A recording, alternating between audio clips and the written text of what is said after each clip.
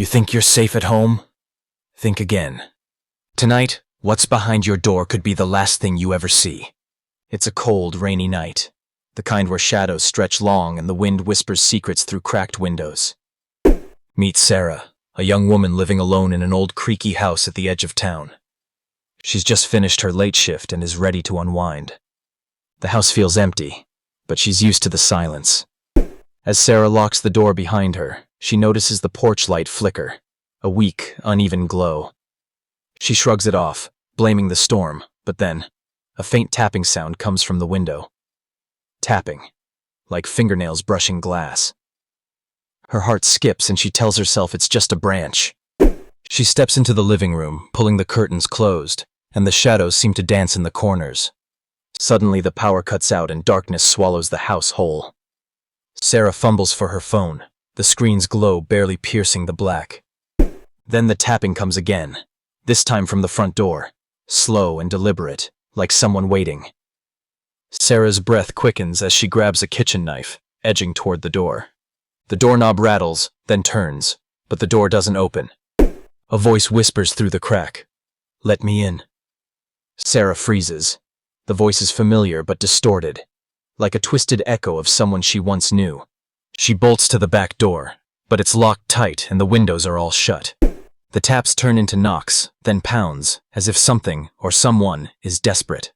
Suddenly, a shadow slips through the crack beneath the front door, and a cold, clammy hand snakes inside, reaching for her.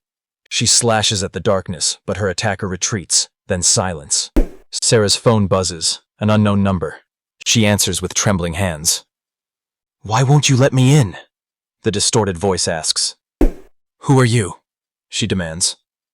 A chilling laugh. "I'm the consequence of your secrets." Flashback. Sarah remembers hiding a dark truth. Years ago, she turned away someone who needed help, someone who vanished mysteriously afterward. Guilt has haunted her since. Back in the present, the power flickers back on. The room is empty, but the front door is wide open. A cold wind blows in, carrying a faint scent. Her mother's perfume, long gone. Sarah steps outside cautiously. The street is empty, the rain washing away all traces. But then, from the shadows across the street, a figure watches, silent, waiting. Is it real? Or just the darkness playing tricks? Sarah doesn't know. As she turns to go back inside, the door slams shut behind her, locking tight. The screen fades to black. Who's really home? And who's the invader? The line between victim and ghost blurs in this house of secrets. But the night is far from over. Sarah presses her back against the locked door, heart pounding in her chest. She tries the knob desperately, locked tight. She remembers the spare key hidden beneath the flower pot on the porch. Taking a deep breath, she moves to the side window, glancing around nervously. The rain has lessened to a drizzle, but the darkness is thick. The figure across the street remains, motionless, watching. Sarah's mind races. Should she call the police? Would anyone believe her? Who could she trust?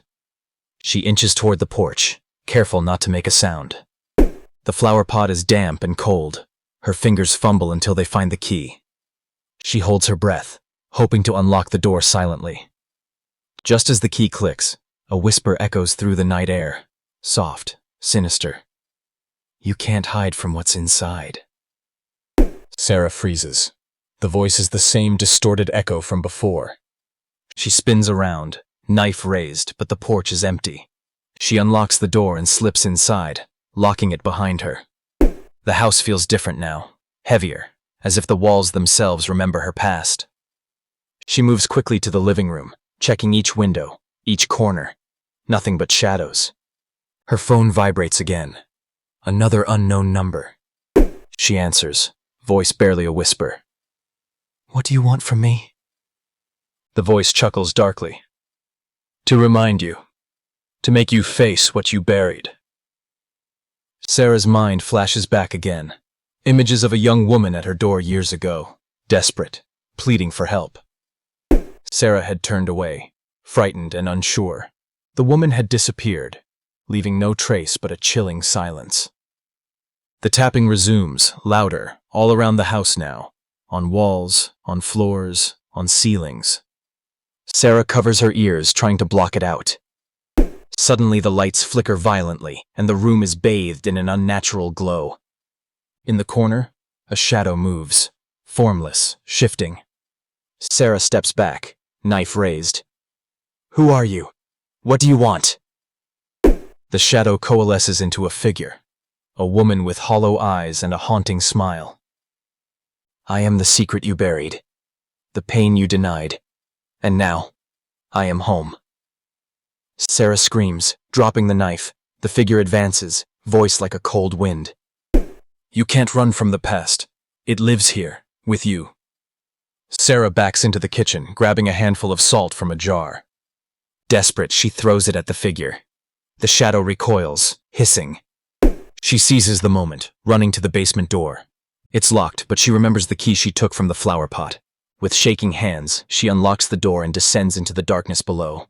The basement is damp and cold, filled with old boxes and forgotten memories. Sarah searches for anything to protect herself. Suddenly, the door slams shut above her. She's trapped. The shadow's voice whispers from the stairs. "You can't escape. This house keeps its secrets." Sarah's breath clouds in the cold air. She finds a rusted pipe and grips it tightly. "I won't let you win," she says, voice steady despite the fear. The figure descends, merging with the darkness.